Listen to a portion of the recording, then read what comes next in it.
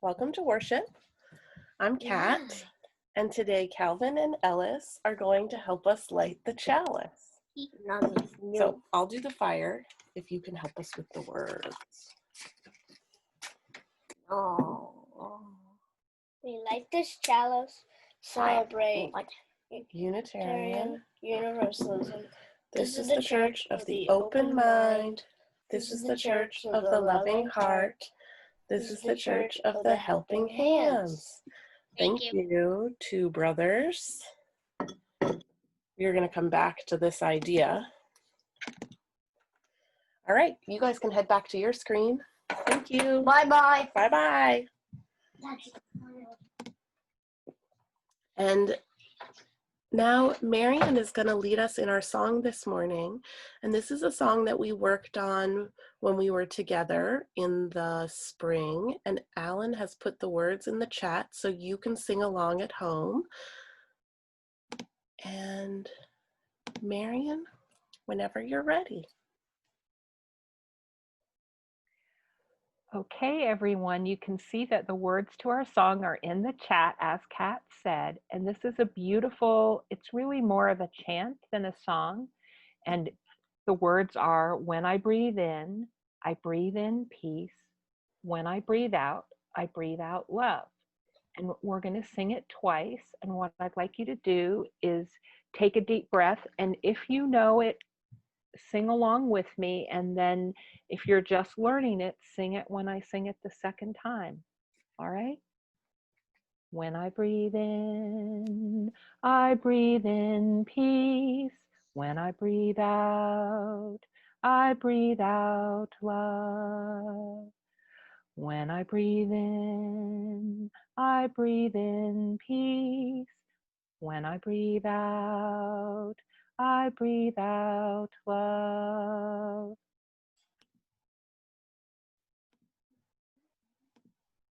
Thank you, Marian. That was so nice. It was a good way to start today because that was a song about love. And we had two brothers light the chalice. And I think that both of those might be clues or hints. But there should be more in our toolbox because every week we're talking about a tool. So let's see what's in our toolbox this week so that we can find what we're talking about.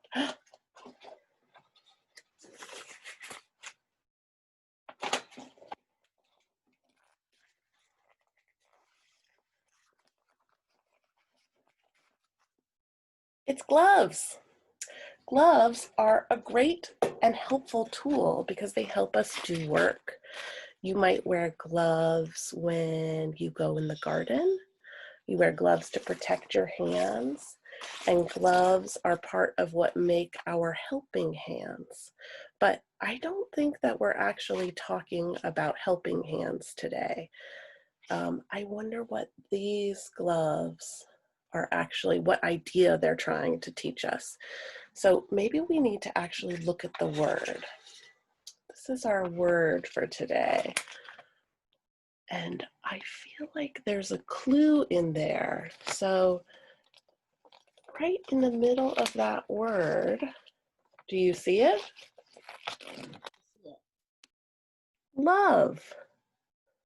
Today, we're using gloves to talk about love. And love is a really important part of spirituality. It might be the most important part, actually, about being a spiritual person or just being a human. So today I told you that two brothers lit our chalice and that was a hint as well. And we're going to hear a story now called Two Brothers. And this is a story from the Jewish tradition. And it is a story about how we care for one another. Are you ready to hear it? I have some props to make this story more interesting, but you're going to have to go with me because I don't have two brothers.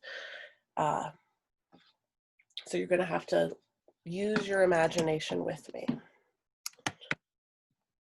So this is a field.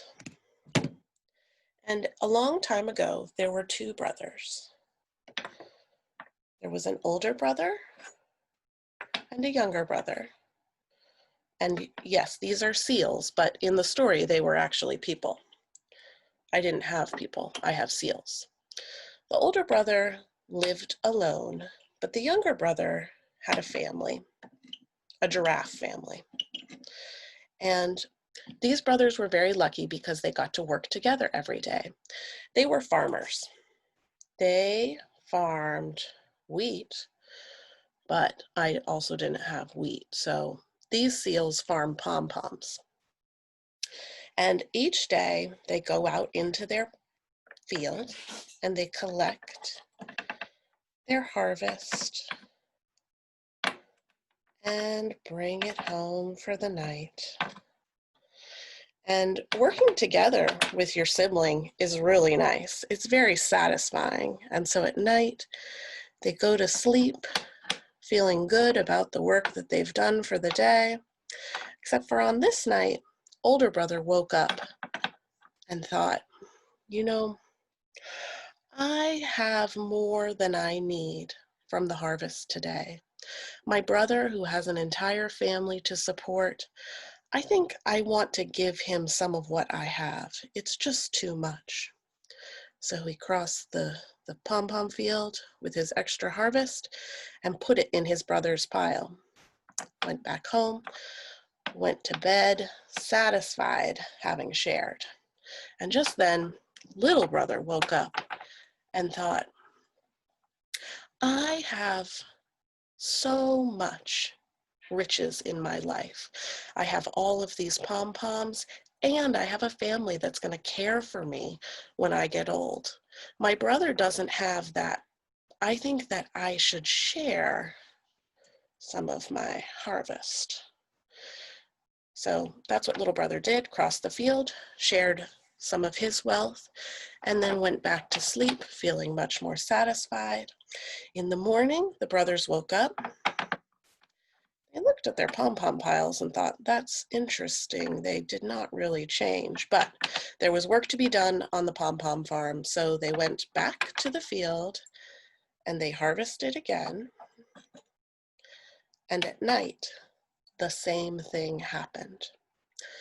Older brother decided to share with younger brother. Younger brother decided to share with older brother. And this happened each day for a while. They would harvest in the day, and then at night, older brother would bring some pom-poms over, and younger brother would return the pom-poms until one night they were doing this and they ran into each other. And they said, what are you doing here? And little brother said, what are you doing here? And they both said that they wanted to share what they had. Older brother said, I appreciate you so much and I have more than I need. I wanted to share with you. And little brother said, I appreciate you so much. I have so much I wanted to share with you. And they realized that night that as they had been going back and forth, they were sharing their pom-poms, or in the story, their grain. But do you know what they were really sharing?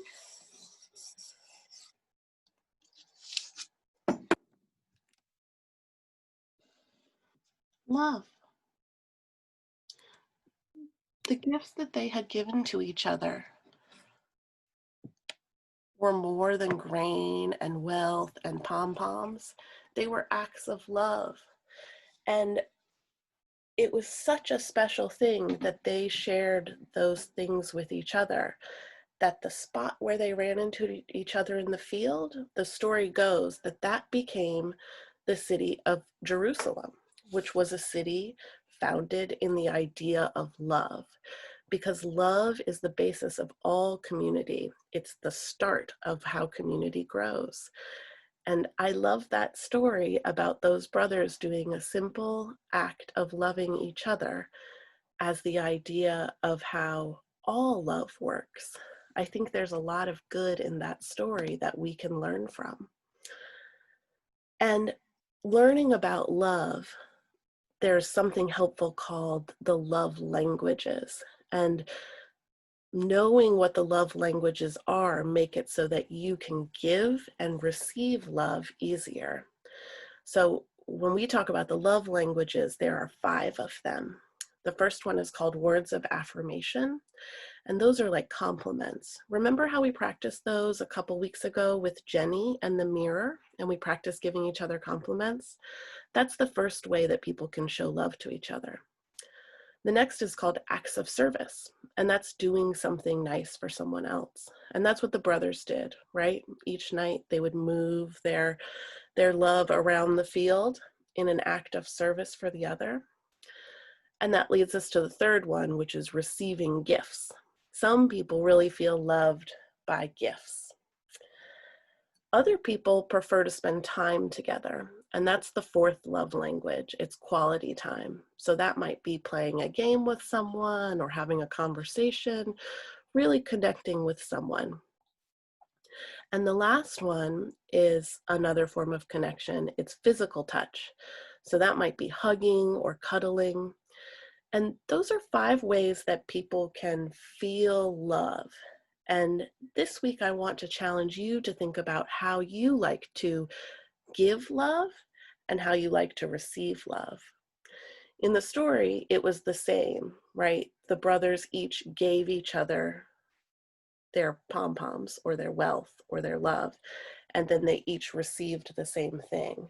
But it doesn't always have to be the same thing. You might be a really great hugger, but you like getting gifts. So there's 2 ways to think about it this way, or this week. And I want you to think about what you might like to give and also how you like to receive. For me, I really love to give, I like acts of service. And lately I've been sewing masks to give to people because that is how I show my love. And I actually don't need a mask in return. The way I like to be loved, the way I like to receive love is by words of affirmation. So when I see people wearing the mask, I feel good about that. When they say, oh, I really like this, I feel good about that. It makes me feel really loved. So as we go into our breakout rooms today, after check-in, I want you to share the way that you like to give and receive love. And we will all take a turn sharing that about ourselves. And if you don't know, that's okay. You can always pass, but you can also just share if you know you like to give or if you know you like to receive in a certain way. You can share whatever way feels comfortable. But I can't wait to hear what you have to say in the breakout group. So in a moment, Alan is going to zoom us out to our breakout rooms where we'll share for about 15 minutes, and then we'll come back to extinguish our chalice together. And if there's time, maybe we'll have a little bit of an all you need is love dance party where we'll play some music and we'll dance. So I'll see you in a little bit.